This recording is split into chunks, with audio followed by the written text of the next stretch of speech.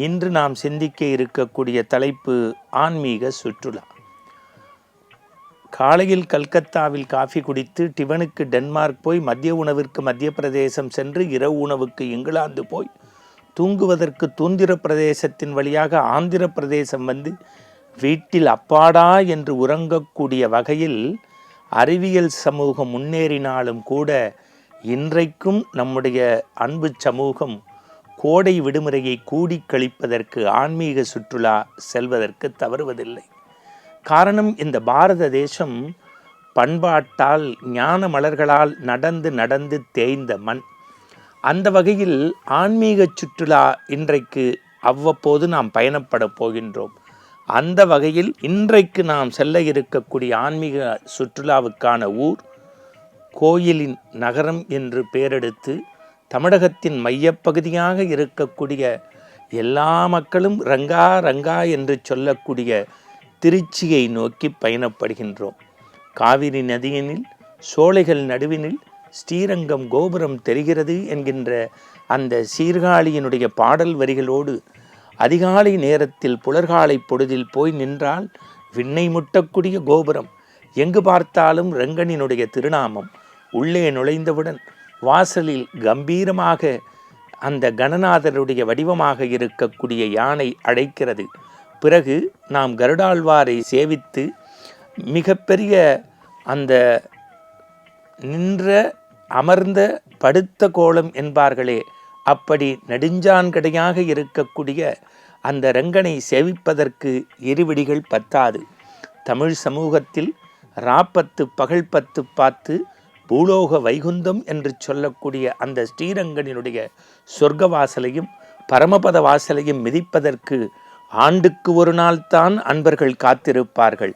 ஆனால் ஆன்மீக சுற்றுலா செல்லக்கூடிய நீங்கள் அவசியம் அந்த சொர்க்கவாசல் கதவையும் ரங்கனையும் தாயாரையும் சேவித்து வலம் வந்த பிறகு பின்புறத்தில் இருக்கக்கூடிய கம்பநாட்டாழ்வார் 10,000 பாட்டை சத்தாக தந்த கம்பன் கம்பராமாயணத்தை அரங்கேற்றிய மண்டபம் அங்குதான் இருக்கிறது.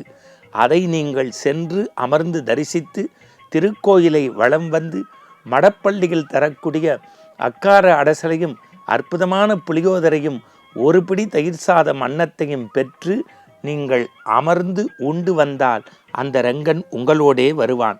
அங்கிருந்து நீங்கள் அப்படியே பயணப்பட வேண்டிய இடம் திருவானைக்கா. பஞ்சபூத தலம், மண்ணும் விண்ணும் நீரும் நெருப்பும் காற்றையும் மையப்படுத்தி கடவுளை வைத்த தமிழ் சமூகம் நீர்த்தலமாக இருப்பது ஜலகண்டேஸ்வரர் குடியிருக்கக்கூடிய திருவானைக்கா. அங்கே ஜெகன்மாதாவாக மக்களுக்கு வேண்டிய வரங்களை தரக்கூடிய அகிலாண்டேஸ்வரி இருக்கிறார். 68வது பீடாதிபதி குருமகா சந்நிதானம் என்று எல்லோராலும் கொண்டாடப்பட்ட காஞ்சி மகாபெரிய சுவாமிகள் இல்லத்தில் இருக்கக்கூடிய பெண்களுக்கு திருமணம் கைகூட வேண்டுமென்றால் அகிலாண்டேஸ்வரி சன்னதிக்கு சென்று அவருடைய அகம் குளிர ஒரு அர்ச்சனை செய்து அவளுடைய காதணியை கண்ணார பார்த்து வாருங்கள் என்பார்கள். அந்த கோவிலின் பின்புறத்திற்கு நீங்கள் சென்று பார்த்தால் மிக அற்புதமாக இன்றைக்கும் சைவ பெருமக்கள் செய்யக்கூடிய உழவார திருப்பணி, ஆலய உழவார தொண்டு சீர் திருக்கூட்டம் செய்யக்கூடிய தேவார திருவாசகத்தினுடைய வகுப்புகள், இன்னும் கொஞ்சம் உள்ளே வந்தால் உள்ளே இறங்கி பார்க்கக்கூடிய சுற்றி வரக்கூடிய சிவலிங்கம் என்று படர்ந்து விரிந்த அந்த திருவானைக்கா சன்னிதானத்தை மிதிப்பதற்கு கோடி புண்ணியம் வேண்டும்.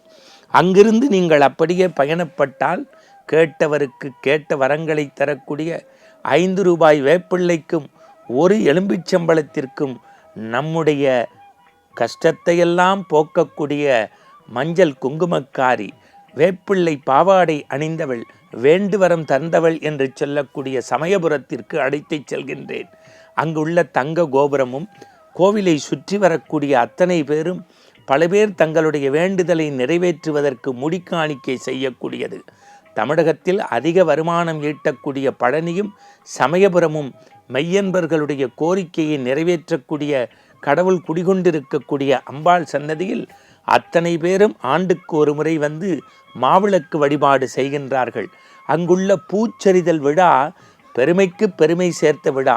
ஆண்டுக்கு ஒரு முறை திருத்தேரில் பவனி வருகின்ற போது எல்லோரும் பூக்களை கொண்டு வந்து அம்பாளுக்கு சொரியக்கூடிய அந்த பூ தேர் திருவிழாவும் பால்குட வைபவமும் மாவிளக்கும் வேண்டிய வரங்களை உடல் நோயை போக்கக்கூடிய அந்த தகடு மாதிரி இருக்கும், கண்ணு காது மூக்கு உடம்புன்னு, அதை வாங்கி உண்டியல்ல போடுவாங்க.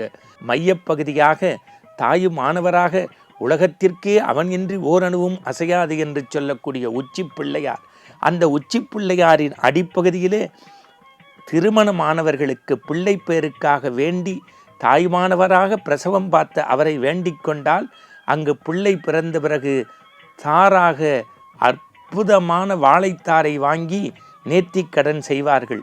இப்படி பெருமையால் பெருமை சேர்க்கக்கூடிய திருச்சியினுடைய உறையூருக்கு வந்தால் எல்லாருடைய கண்ணீரையும் போக்கக்கூடிய வெக்காளி அம்மனை தரிசித்து நீங்கள் பேருந்து நிலையம் வருகின்ற போது நீதிமன்ற பேருந்து நிலையத்திற்கு இடைப்பகுதியில் நம்முடைய உள்ளமெல்லாம் அவர் பக்கமே சாயக்கூடிய அமைதியின் சொரூபமாக, சாந்த சொரூபியாக, சமாதானத்தின் வெளிப்பாடாக இருக்கக்கூடிய சாஸ்தா ஐயப்பன் கோவிலை வணங்கிவிட்டு பேருந்தோ தொடர்வண்டிக்கோ ஏறினால் ஆன்மீக சுற்றுலா அன்பு சுற்றுலாவாக மாறும்.